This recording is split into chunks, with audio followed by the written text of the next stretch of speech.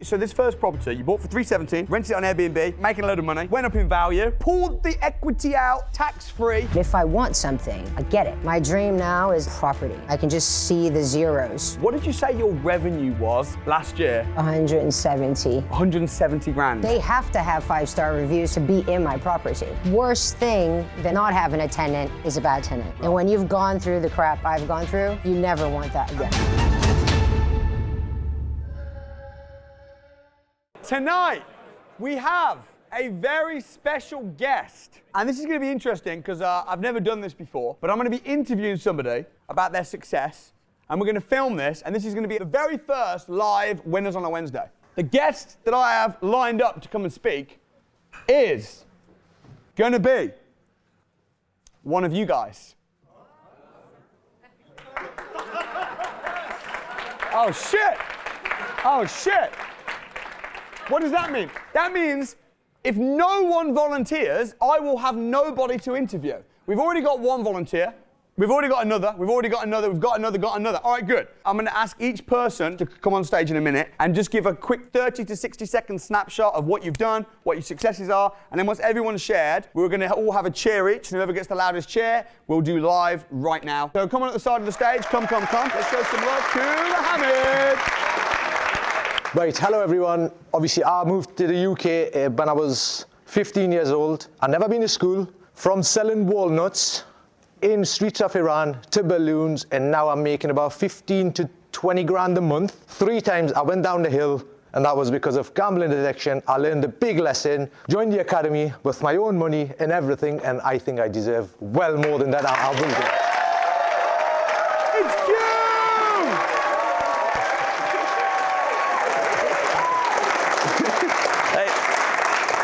Hey guys, started Academy just 2 months ago. I came into the Academy thinking I don't want to deal source, I don't want to sell anything, I just want to do BRRs and just find my own deals. And I'm getting offered all these offers from estate agents that are already managing my properties. I got a block of 21 flats coming up soon in Angel Islington. And the other estate agent I got, he says he's got a block of 27 flats. And I was like, I don't know what to do with this stuff. I just want to buy properties and refurb them and turn them into flats, and then suddenly I'm like getting all these rent-to-rent deals. When they're finished, I'll bring it to the Academy. All you guys could just tear it apart. Right? Well done, Q.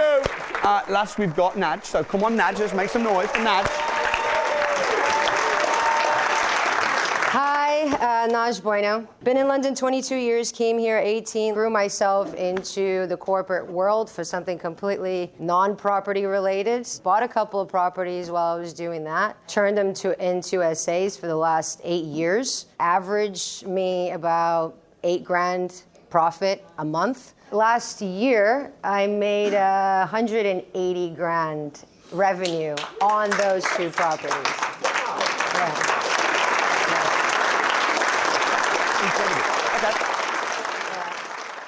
So as we said, what's going to happen is now I'm going to give a shout out to each one, and then we're going to decide which one we're going to interview live now. All incredible and interesting and quirky and different. So make some noise for Mohammed.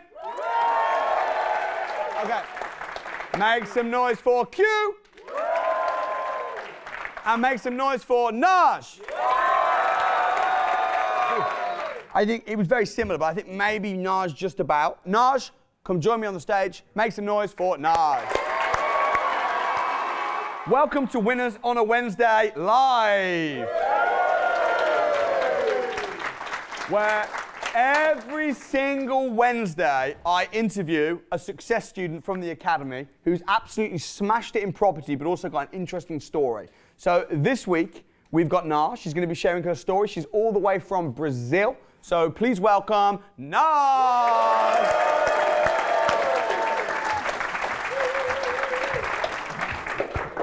Well, firstly, thank you so much for joining us at Winners on a Wednesday Live. Yeah, last surprised, right? Yeah, well, thank you so much. So you've got an interesting backstory. You're killing it in property. What did you say your revenue was last year in property?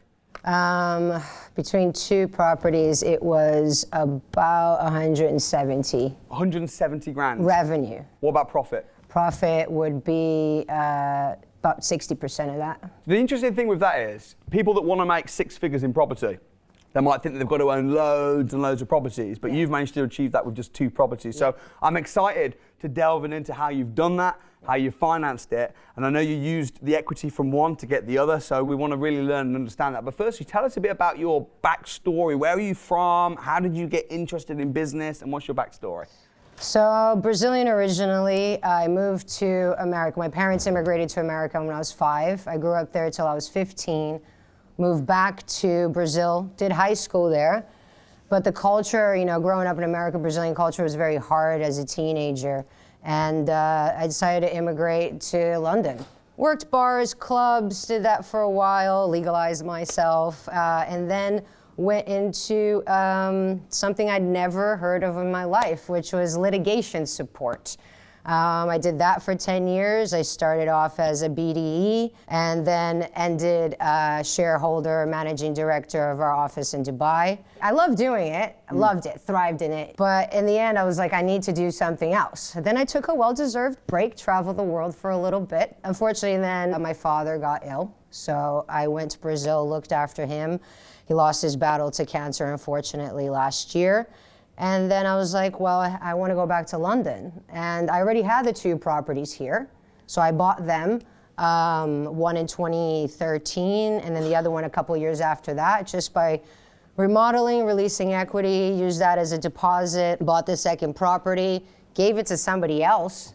I wanted always to set it up for Airbnb because all through my business travel, I always stayed in Airbnbs.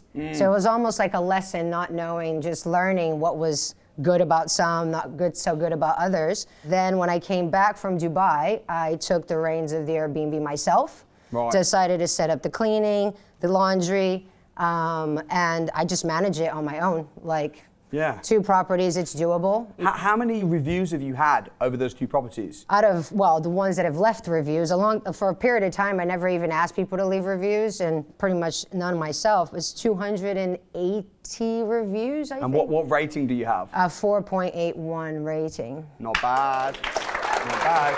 Very good.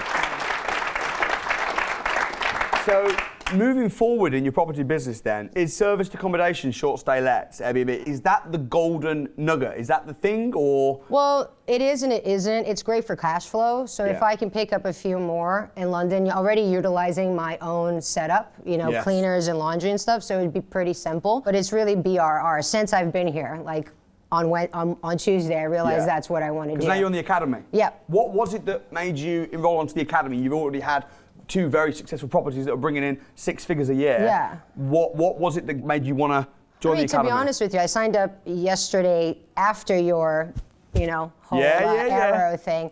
And I was umming and ahhing about it, even though I could see the sense of community and all of that kind of stuff. But I kind of started to realize that how much you have on tap, and I know how much that stuff costs. Right. So that alone. What do you mean on tap? Contract advice, solicitors, tax. All the mentors that have the different experiences in different areas, potential investors to go in on co-deals. Like, you can't, you know, you've taken years to build up this, you know, contact list. Yes. And then you're just tapping into it, you know? 10 grand, 12 grand just seems not like a lot of money for it, you know? Yeah. So your first property, you bought it in 2013? 13. How much did you pay for it? $317,500. And how much did you have to put down? Do you remember as a deposit? Yep, 10%. Okay, so you only put down 31 grand. Yep. Hold on, this is what blows my brain now. So you put down 31 grand. Yep. Which bought you a property for 317 grand. Yep. Now, I bet it's worth more than that. It's worth over 500. Over 500. Not to mention the revenue I've made over the last 8 years. Do you know roughly how much that will be? Oh, I can't. You couldn't work it out. I couldn't work it out. Probably more than the property's worth.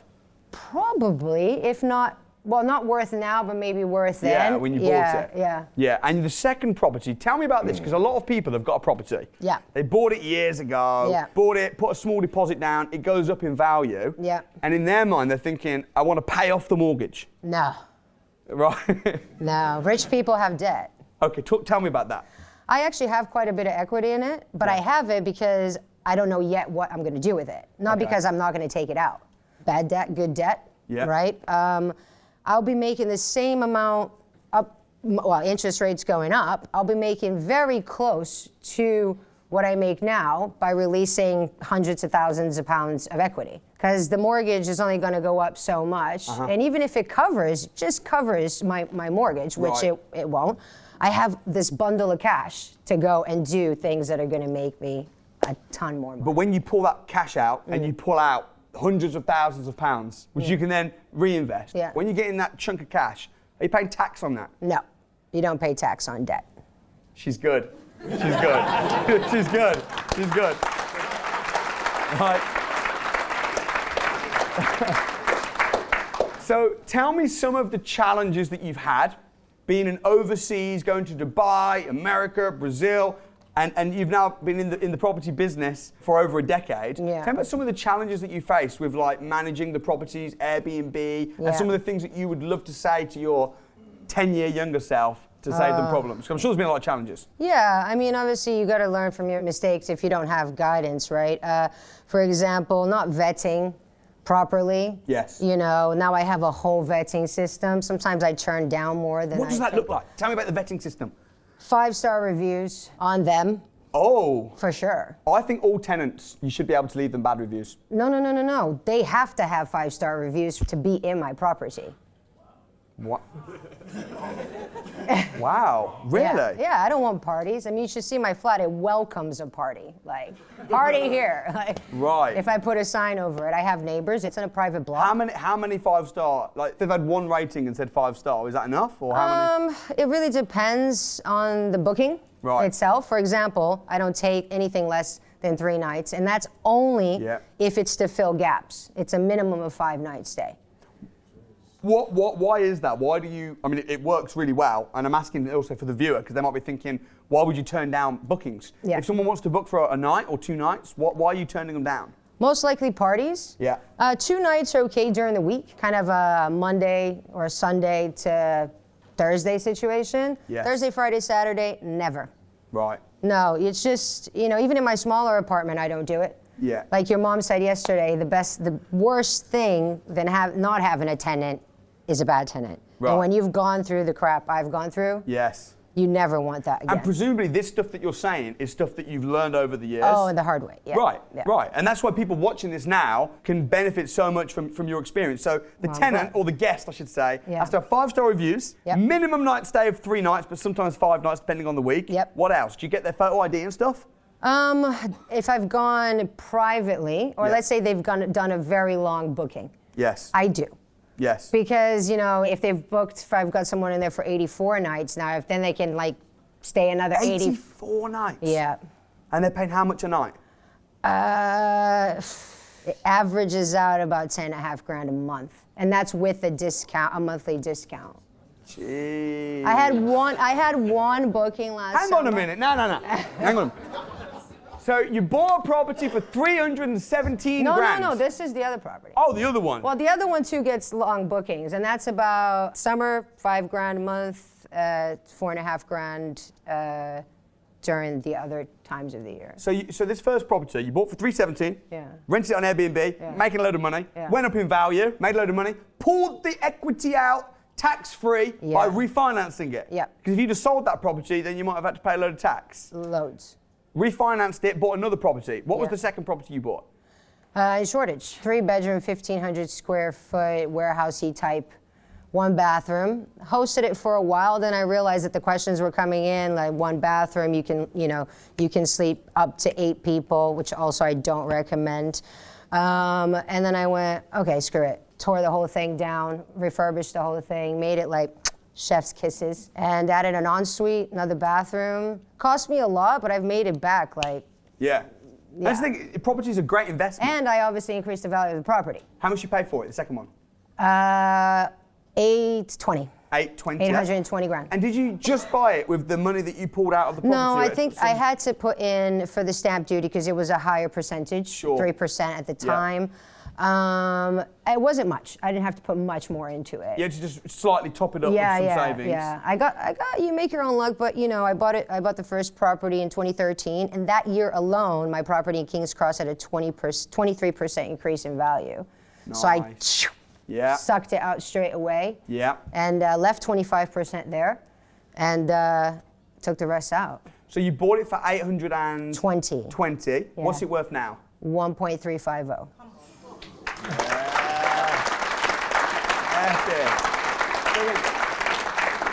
So, question: where else can you make £500,000 uplift, just on one property? That's incredible. There's very few businesses where you can make £500,000.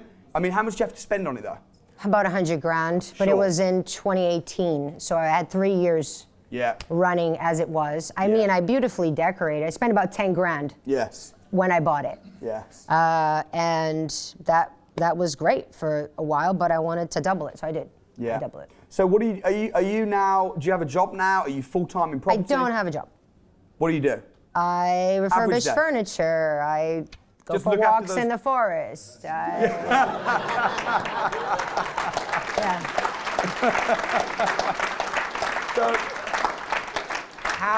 how long have you been taking walks in the forest and chilling out, traveling? Like, how long has that lifestyle been the case? Long enough to be bored. Right. Yeah.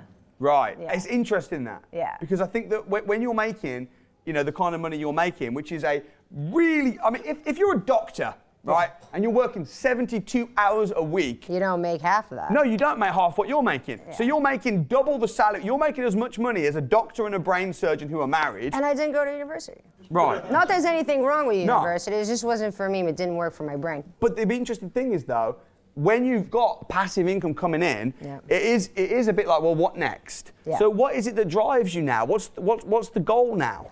Well, I made some investments pre-pandemic. Not that they were bad investments, but they didn't hold out. What did you the invest in? pandemic. Tech startup. Okay. Yeah. That's a risk. Startups is risky. High reward, but high risk. Yeah, super high risk. I mean, they haven't none of them have flopped. Uh-huh. But Okay, I'm good. already preparing myself for the potentiality of it. For the flop Not that I potential. think about that. Right. They're going to succeed. They'll make me millions. Okay. Amen. I believe it, Amen, sister. yeah. What of all the investments? There's tech startups. There's property. Property's always been the best. You reckon? 100%. It's brick and mortar. Yes. You can't go wrong with brick and mortar. What's the plan now with property? How are you going to now go from a financially free, bored lady wandering around in the forest, investing in tech startups? Like, what's the plan now, and why is it the plan? What drives you?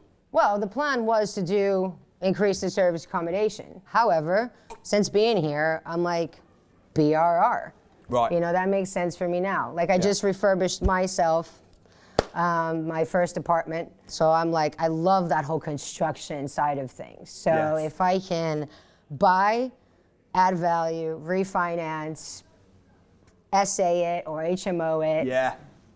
take my money back, put into the next one. Right. Recycle your cash. Recycle the cash. Yes. And, if it is a big enough deal, maybe partner up with somebody to, you know. Tell me about mentality, okay, for a minute. Yeah. Because I think winning in business, winning in property, winning in life, just in general, a lot of it is your mentality. Yes, knowledge is important, but it's about having the right attitude and perspective to business. Yep. What would you say are the key differences between having a winning and a losing mentality? Positivity. Yeah. I think thinking of yourself already in abundance. I do, obviously, as you should, worry about how much things cost, but if I want something, I get it because I've worked hard for it. I had my first job when I was 12. I love it. I've always wanted to be an international business woman. I did that, because that was the dream. Yeah. My dream now is just like property. I can just see the zeros, Yeah. And I'm not a fancy person, it's not about having things to show off, Yeah. It's really about succeeding in myself. Right. That's what it is, and I believe in the law of attraction. Even little things like someone asks how your day was, if you say, oh, not so bad is a negative word, Right. So just literally seeing it and believing in it. That's how I did so good in corporate, Like, I didn't know what the hell litigation support was.